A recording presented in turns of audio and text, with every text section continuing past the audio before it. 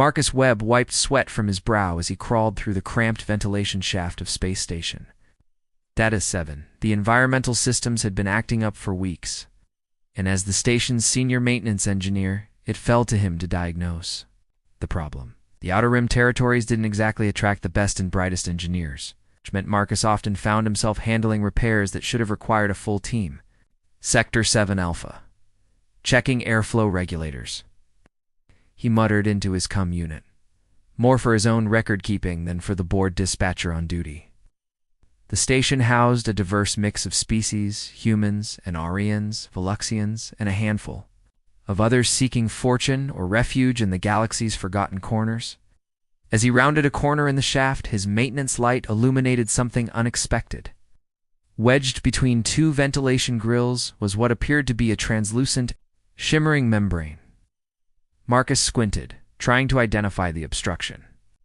It looked almost organic, with delicate veins running through its surface like a leaf's intricate network. "What the hell?" he whispered, reaching forward with his plasma cutter. The membrane quivered at his approach, and Marcus realized with horror that it was attached to something or someone. Before he could pull back, his tool accidentally nicked the edge of the membrane, and a sharp cry echoed through the shaft. "Oh, stars above," came a melodic voice from the other side of the grill.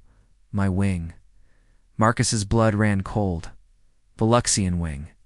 He'd just damaged a living being's wing. Frantically, he began dismantling the grill, his hands shaking as he worked. Veluxians were notoriously fragile. Their translucent wings essential not just for flight, but for their emotional regulation and communication. "I'm so sorry," he called out as he worked. "I didn't see you there. Are you hurt badly? It stings. But I think it will heal," the voice replied, surprisingly calm. "Though I cannot move without tearing it further."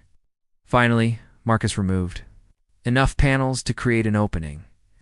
He found himself face to face with the most beautiful being he'd ever encountered. Her skin shifted through soft hues of blue and silver, and her large, luminous eyes regarded him with curious intelligence. Rather than anger, her damaged wing stretched behind her, the tear clearly visible, but thankfully not extensive.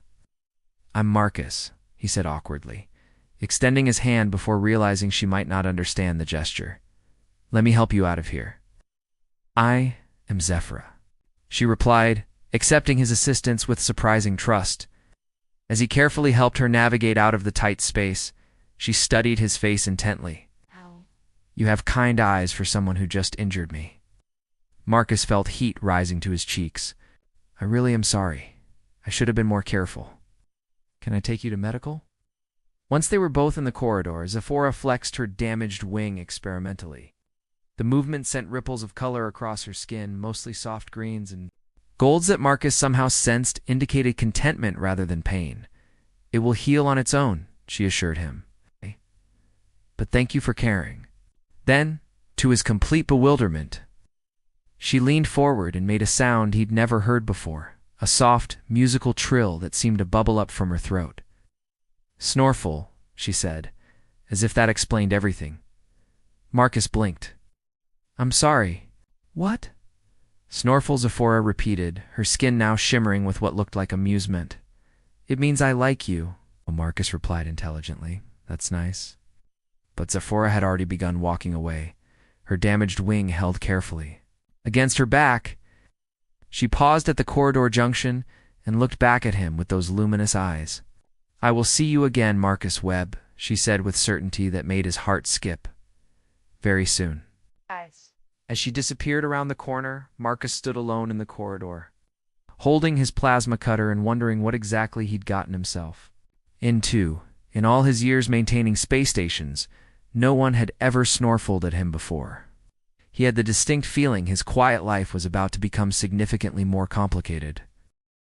Dr. Helena Voss adjusted her recording equipment for the third time, her hands trembling slightly with excitement. After 2 years of studying Soren culture on the remote moonbase Alpha Prime, she was finally being granted access to observe their most sacred ritual, the choosing of life partners. Her xenobiology expertise had earned her this unprecedented privilege. She was determined not to waste it. The crystalline caverns beneath the research facility sparkled with bioluminescent, formations, casting ethereal patterns across the walls. Helena had learned that Sorens preferred these underground spaces for their most intimate ceremonies, finding comfort in the mineral-rich environment that reminded them of their homeworld's caves. Dr. Voss, came a familiar deep voice behind her. She turned to see Corinth approaching, his reptilian features more pronounced in the cavern's shifting light. His crystalline scales caught and refracted the bioluminescence, creating a mesmerizing display of color. As the facility's Soren cultural liaison, he had been instrumental in arranging this observation opportunity. "Corinth, thank you again for this," Helena said, checking her sensors one final time. "I promise to be as unobtrusive as possible." His vertical pupils dilated slightly. What she'd learned was equivalent to a smile among his species. "Your respect for our customs has been noted by the elders. They believe you worthy of this honor." The ceremony began as other Sorens entered the cavern, their scales creating a symphony of reflected light. Helena watched in fascination as males and females formed intricate patterns, their movements slow and deliberate. She'd read about this in ancient texts, but seeing it firsthand was breathtaking. Then something unexpected happened. Instead of joining the other participants, Corinth began moving in her direction, his scales shifting to deeper hues of blue and gold, Helena realized. With growing alarm that he was performing the ritual steps she'd just been observing. "Corinth," she whispered urgently, "what are you doing?" He continued his approach, his movements becoming more elaborate.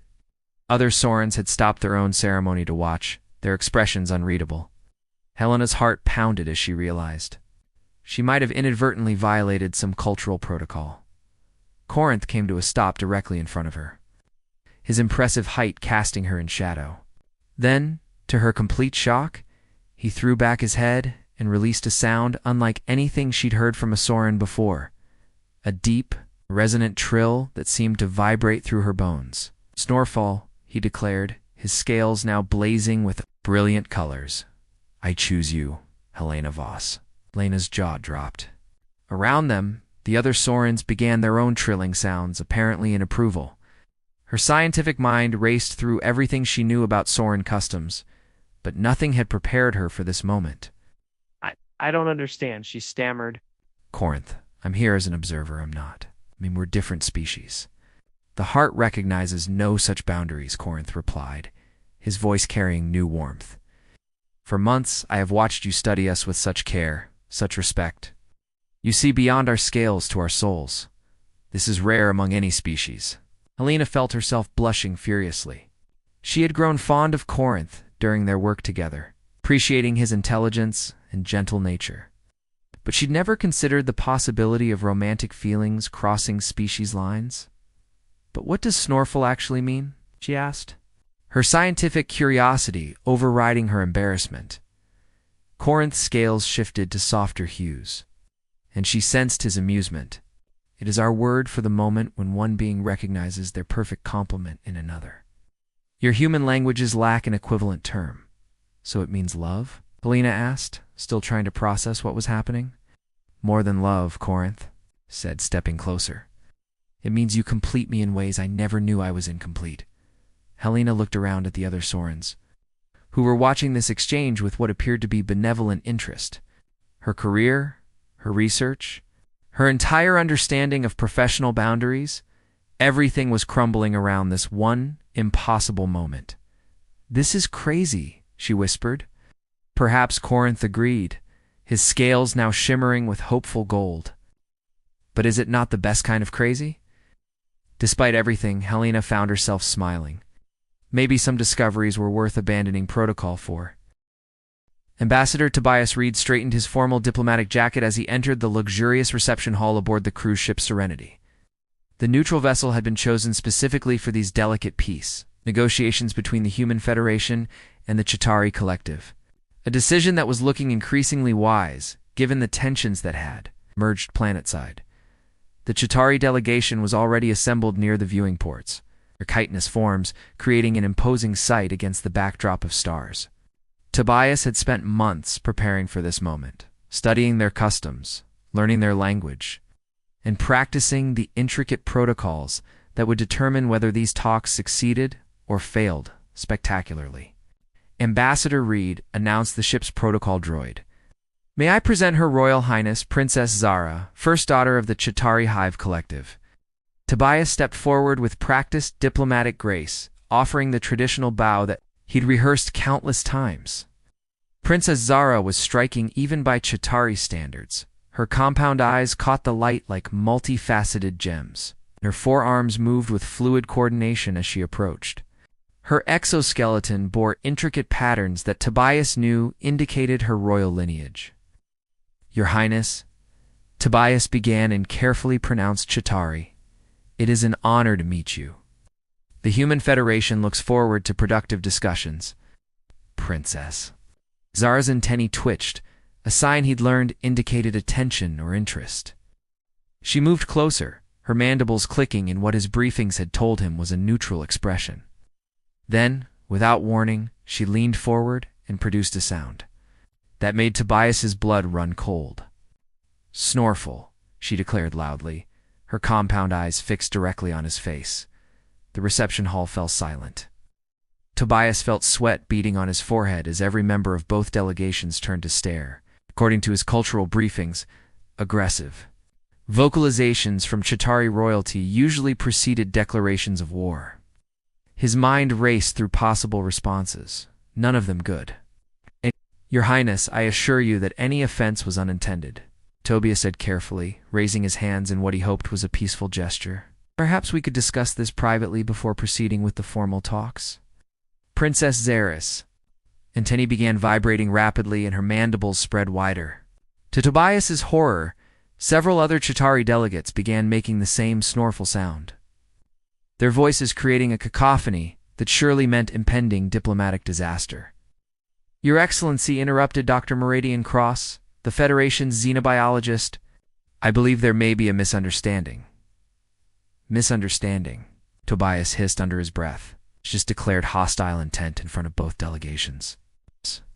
But Princess Zara had begun approaching him again, her forearms moving in what Tobias was certain must be aggressive posturing. He began calculating the distance to the nearest exit when she did something completely unexpected. She began what could only be described as dancing. Her movements were intricate and rhythmic, her arms weaving patterns in the air while her legs carried her in a complex spiral around him. Other Chitauri delegates joined in, their snorfles becoming more melodic and synchronized. Tobias stood frozen in the center of this bizarre display, convinced he was about to become the centerpiece of an interstellar incident. Ambassador, Dr. Cross said urgently, I think Snorfle might not mean what we thought it meant. Then what does it mean? Tobias demanded, trying to maintain his diplomatic composure while surrounded by dancing insectoids. Princess Zara completed her circuit and came to rest directly in front of him again. Her compound eyes seemed to sparkle with what he was beginning to suspect might be amusement rather than hostility. In your language, she said, in accented but clear standard. Snorfle means I find you fascinating and wish to know you better. It is our highest compliment to a potential ally. Tobias felt his knees go weak with relief. So you're not declaring war? Quite the opposite, Princess Zara replied, her mandibles clicking in what he now realized was laughter. I am declaring interest in a most promising friendship. Around them, both delegations began to relax, and Tobias heard several nervous chuckles from his own team. He looked at Princess Zara's compound eyes and found himself genuinely smiling for the first time since boarding the ship. Well then, Your Highness, he said with renewed confidence, Snorfle to you too. The delighted chittering that followed told him he'd just made the best diplomatic mistake of his career. Sergeant Nina Cross pressed herself against the crumbling concrete wall, her pulse rifle clutched tightly against her chest. The sounds of plasma fire echoed through the ruined streets of New Damascus, the war-torn capital of Kepler 4 to be 3. Months into this assignment, she'd learned that the rebel Feliner forces were as unpredictable as they were deadly. Her squad had been pinned down for over an hour, trapped in what used to be a shopping district before the orbital bombardments reduced it to rubble. Intelligence had been wrong again. This was supposed to be a simple reconnaissance mission, not a running firefight through hostile territory. Cross-report crackled her cum unit. Still breathing barely, she replied, ducking as another plasma bolt scorched the wall above her head. Enemy forces have us surrounded. Plus 12 hostiles, mixed small arms and heavy weapons. Movement in her peripheral vision made her spin around, rifle raised. A figure dropped silently from a damaged second-story window, tall, lean. With the distinctive feline features of the Feliner resistance, his fur was a deep amber color with darker stripes, and his green eyes held the predatory intelligence she'd learned to fear and respect. "Human soldier," he said in accented standard. His retractable claws extended, but not in an immediately threatening posture. "You are far from your patrol route." Nina kept her weapon trained on him, though something about his demeanor suggested he wasn't about to attack. "Yeah, well, your people weren't supposed to be in this sector either." Hey. The Feliner tilted his head, his pointed ears swiveling as he listened to the ongoing firefight. "My name is Vex," he said unexpectedly. "And you are about to die if you remain here." "Funny, I was thinking the same thing about you," Nina replied, though her grip on her rifle relaxed slightly. "Why aren't you shooting at me?" Before Vex could answer, an explosion rocked the building next to them, sending debris raining down. Through the smoke, Nina could see enemy soldiers advancing on their position, not Feliner, but the cybernetically enhanced mercenaries that both sides had. Learned to fear. "Nexus cores," Vex growled, his lips pulling back to reveal sharp canine teeth. "They serve neither cause but their own profit." Another explosion, closer this time. Nina's cum crackled with desperate voices from her squad members. To key her response when Vex did something completely unexpected, he moved to position himself between her and the advancing mercenaries. "What are you doing?" Nina demanded. "Surviving," Vex replied simply. "Today our enemies are the same." The next few minutes were a blur of coordinated combat that Nina would later struggle to believe had actually happened. Vex moved with fluid grace, his natural agility allowing him to strike from unexpected angles while Nina provided covering fire. Their different fighting styles complemented each other perfectly, her disciplined military training and his instinctive predator tactics, creating a devastating combination. When the last mercenary fell, both fighters stood amid the smoking ruins, breathing heavily. Nina lowered her rifle and really looked at Vex for the first time. His amber fur was singed in places, and a shallow cut across his shoulder leaked blue-green blood. But his green eyes held something she'd never expected to see from an enemy. Combatant respect. "You fight well for a human," Vex said, flexing his claws experimentally. "You're not bad yourself for a..." Nina caught herself before finishing the sentence with something potentially offensive. "For a rebel?" Vex's whiskers twitched in what might have been amusement. "Yes, I suppose I am that." Then, to Nina's complete bewilderment, Vex threw back his head and released a sound she'd never heard before, a deep, rumbling trill that seemed to resonate in her chest. It reminded her somehow of a cat's purr, but far more complex and musical. "Snorfle," he said, looking directly at her with those unsettling green eyes. Nina blinked. "Come again, Snorfle?" Vex repeated, his tail swishing behind him. "It means, I acknowledge you as a worthy warrior and would be honored to fight beside you again." "That's quite a specific word," Nina said, feeling heat rise to her cheeks for reasons she couldn't explain. "We Feliner value precision in all things," Vex replied, especially in matters of respect between fighters. Around them, the sounds of approaching reinforcements could be heard from multiple directions. Nina knew she had only moments before. This strange encounter became impossible to explain to her superiors. "Will I see you again?" she found herself asking. Vex's ears flicked forward, and she could swear she saw something like warmth in his predatory gaze. In war, Sergeant Nina Cross, all meetings are temporary, but some connections transcend conflict. He melted back into the shadows as smoothly as he had appeared, leaving Nina standing alone among the debris with the echo of his Snorfle still ringing in her ears. The observation deck of Space Station New Harmony buzzed with activity as beings from across the galaxy mingled during the Intergalactic Cultural Summit's opening reception. Marcus Webb felt distinctly out of place among the diplomats, scientists, and cultural attaches, his maintenance engineer's uniform a stark contrast to the formal attire surrounding him.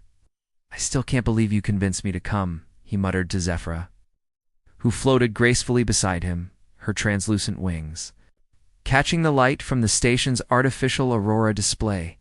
The tear in her wing had healed completely, leaving only a faint silver line that somehow made her even more beautiful. The invitation specifically mentioned interspecies cultural exchange, Zephyra replied, her skin shimmering with amused blue-green hues. "Besides, you need to understand what Snorfle really means." Across the crowded deck, Helena Voss stood with Corinth near a display of Soren crystal formations. The xenobiologist looked radiant in her formal robes, while her companion's scales reflected the ambient light in spectacular patterns. Their research partnership had evolved into something far more meaningful over the past months, though Helena still struggled with the professional implications. "The preliminary findings are fascinating," she was explaining to a group of fellow scientists. "Interspecies emotional bonding appears to trigger previously unknown neurological pathways." "Helena, Corinth interrupted gently, his vertical pupils dilating with affection. "Perhaps tonight we focus less on the science and more on the experience." Near the diplomatic section, Ambassador Tobias Reed chatted animatedly with Princess Zara, their unlikely friendship having blossomed into one of the most successful human-Chitauri relationships in recent history. The peace treaty they'd negotiated had become a model for other interspecies accords. "Your dance at the reception taught me that communication goes far beyond words," Tobias was saying, gesturing expressively. "Sometimes the most important messages are conveyed through action." Princess Zara's compound eyes sparkled. "Your willingness to learn our customs, even when confused, showed us that humans possess the flexibility necessary for true cooperation." At the edge of the deck, partly hidden in shadow, Nina Cross stood with Vex. The war on Kepler 4-4 to be had ended 6 months ago, but their connection had transcended the conflict. Now, both served as cultural liaisons, helping former enemies understand each other. "I never thought I'd see you in formal wear," Nina teased, admiring how Vex's amber fur complemented his ceremonial Feloner garments. "I could say the same," Vex replied, his whiskers twitching with amusement. "Though you are beautiful in any uniform, warrior." The evening's main event began as Dr. Lysander Thorne, the summit's chief cultural coordinator, called for attention. The elderly human anthropologist had spent decades studying interspecies relationships and had specifically organized this gathering to address a curious phenomenon. "Friends and colleagues," Dr. Thorne announced, "we are gathered tonight to celebrate not just diplomatic achievement, but a remarkable discovery about the nature of connection itself. Over the past year, we have documented an unprecedented number of interspecies bonds, all featuring a curious commonality: the use of a universal expression of affection." Marcus felt Zephyra's hand slip into his as the doctor continued. "Word Snorfle has appeared in reports from every corner of the galaxy, spoken by dozens of different species to their chosen companions. What we've discovered is that this is not coincidence, but evidence of something far more profound." Dr. Thorne activated a holographic display showing neural scans and linguistic analyses. "Snorfle appears to be a convergent linguistic evolution, a sound that emerges naturally when different species attempt to express the deepest form of cross-cultural affection. It represents the moment when beings recognize their perfect complement in another, regardless of origin." Helena leaned forward, her scientific interest piqued. "Are you suggesting that interspecies bonding triggers the spontaneous development of universal language?" "Precisely," Dr. Thorne replied. "When two beings connect on the deepest level, they unconsciously create a shared vocabulary of the heart. Snorfle is just the beginning." Around the deck, the various couples exchanged glances, each recognizing their own experience in the doctor's words. Tobias found himself grinning at Princess Zara, while Nina felt Vex's tail brush against her arm in a gesture of affection. "So what you're saying," Marcus called out, causing all heads to turn toward him, "is that when someone snorfles at you, it means they've found their perfect match?" "Damn, in the most literal sense," Dr. Thorne confirmed. "It appears that the universe has a sense of humor about matters of the heart." Zephyra's wings fluttered with delight, and she turned to face Marcus fully. "So when I first said Snorfle to you, you were claiming me as your life partner, without either of us realizing it." Marcus finished, wonder evident in his voice. Around them, similar realizations dawned on the other couples. The air filled with laughter, excited conversations, and the occasional happy snorfle, as beings celebrated their newfound understanding. As the evening progressed and the various species mingled freely, sharing stories and forming new friendships, Marcus found himself standing with Zephora at the observation deck's railing, watching the stars wheel slowly past. "Are you sorry I snorfled at you?" Zephora asked, her skin cycling through soft, nervous colors. Marcus considered the question seriously. His quiet life as a maintenance engineer had been completely upended by this extraordinary being in her incomprehensible expression of affection. His future was now uncertain, filled with challenges he'd never imagined. "Ask me again in 50 years, he said finally, pulling her close. "But I'm pretty sure the answer will be no." Zephyra's delighted trill echoed across the deck, mixing with similar sounds from the other couples as the station continued its journey through the cosmos, carrying its cargo of unprecedented love, stories toward an uncertain but hopeful future. And somewhere in the universe, other beings were beginning to discover that sometimes the most important words are the ones that make no sense at all, until suddenly, perfectly they do.